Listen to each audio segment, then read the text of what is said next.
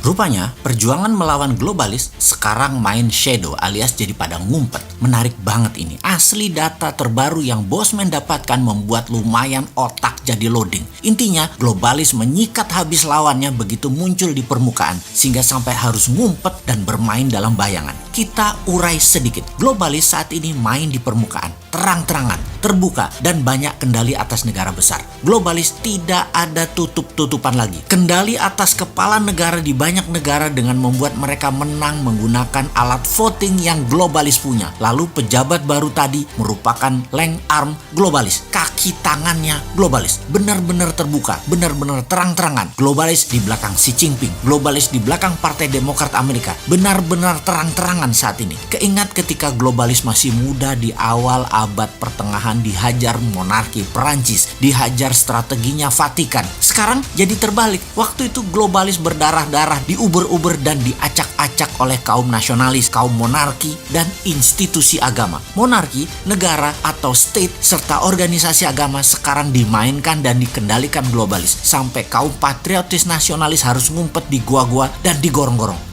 Jangan gorong-gorong, beda. Artinya beda. Di gua aja ya.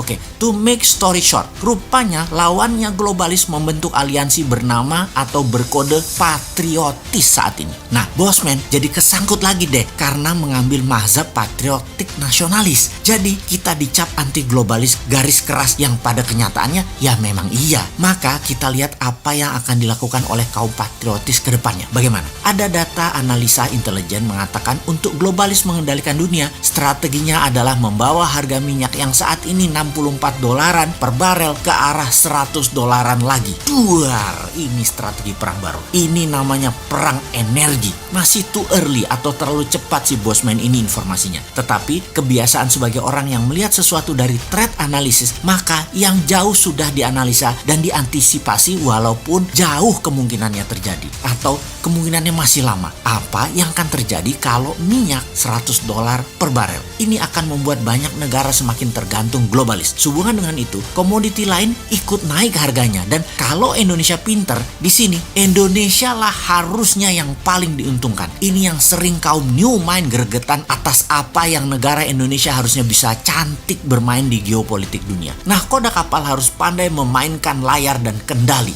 Harus pandai memainkan rem tangan dan pedal gas. Harus pandai kapan tali layangan diulur atau ditarik. Jadi apa yang kita Indonesia harus lakukan sekarang? Baik, kita ulangi berkali-kali apa yang harus dilakukan jika bernegaranya faham. Negara besar yang punya 1,5 miliar penduduk yang sangat memerlukan kekayaan alam negara penghasil mineral dan kekayaan alam terbarukan harus mengerti bagaimana cara mereka mengelola. Untuk memenuhi kebutuhan tersebut, negara tersebut mereka rela terlihat menuruti kemauan permintaan apa-apa saja negara penghasil sumber daya alam yang ditarget selama dapat sumber daya alam tersebut walaupun menyedot aset nasional negara penghasil tersebut dan harus disedot. Kebetulan permintaan pejabat bernegaranya memang sederhana, hanya teknologi, hanya modal, tenaga kerja, dan membangun etalase untuk terlihat membangun seperti jalanan, jembatan, bangunan statis-statis deh yang kalau nggak dipakai ya rugi bandar dan mereka nggak peduli. Pokoknya mereka bangun aja permintaan yang terlihat keren tadi.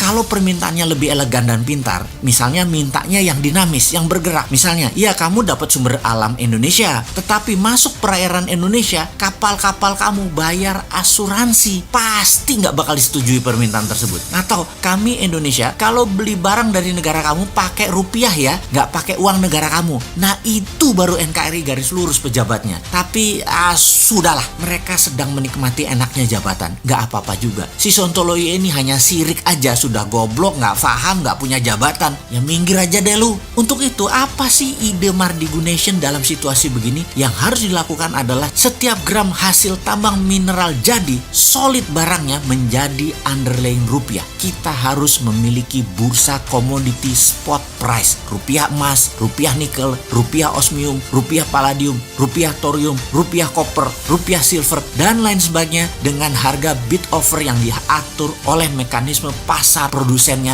di Indonesia, tidak mengacu harga internasional. Globalis tidak bisa transaksi di bursa lokal Indonesia kecuali barangnya yang dibeli di bursa Indonesia tersebut untuk pabrik manufaktur yang ada di dalam negeri Indonesia. Gak apa-apa pabrik itu milik Globalis selama barang Indonesia tadi dijual di Indonesia memenuhi kebutuhan domestik, dan Globalis bukan satu-satunya perusahaan manufaktur di Indonesia tentunya untuk itu. Bursa komoditi spot market ini bisa menjadi bursa terbesar di dunia karena bahan baku Indonesia berlimpah. Inilah efek penggentar atau efek tawar komoditi Indonesia yang jadi SWF aslinya, yaitu menggunakan SDA sumber daya alam Indonesia dan uang Indonesia. Semoga paham bahwa Globalis akan membuat BBM ke $100 per barel guna menekan negara nasionalis dan kendali dunia kembali ke tangan mereka. Juga semoga ada solusinya buat Indonesia ya wahai pejabat. Kalau ternyata benar-benar $100 tercapai, jangan gelegepan lo nanti.